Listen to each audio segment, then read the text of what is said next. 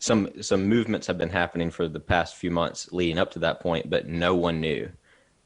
Certainly the neighbors didn't know. Ephraim Harrell's family didn't know a Dollar General was being planned across the street from him until his dad saw a surveyor in what used to be a horse field. But when they found out about the planned construction and that it would only take a few months, they started asking what they could do to stop it, and they were told the answer was nothing.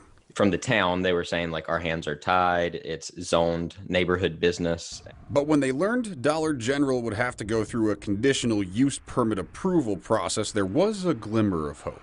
We did have a chance. It wasn't going to be easy. It started with a petition and a Facebook page, which on a small town scale picked up a lot of momentum.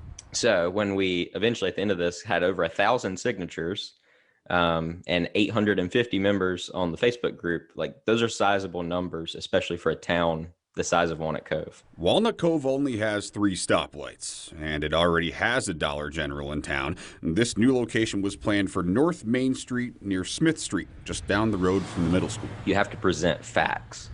So I couldn't get up there and say, I can't believe you would do this to this field. I grew up across the street. But that location ended up being the company's downfall.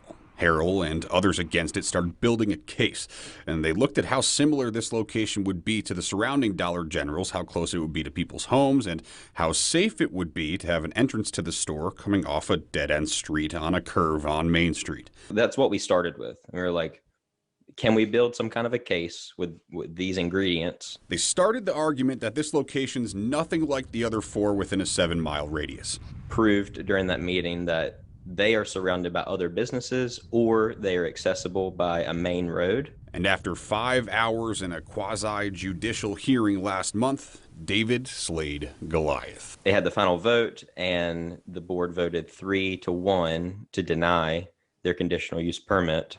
As town manager Kim Greenwood explains, it's a touchy situation. And it's hard for us to weigh between, we have great citizens of the town, and a company that we love to see investors come to our town. So we are in the middle of 2 different things that's very emotional for both parties. But says this is why they have a planning and zoning board, to speak for their neighbors and friends. A citizenry board to learn the rules of evidence of how it can be presented. And adds the town has to keep up with the times. It's much easier to approve a typewriter repair shop than it is to try to find an internet cafe.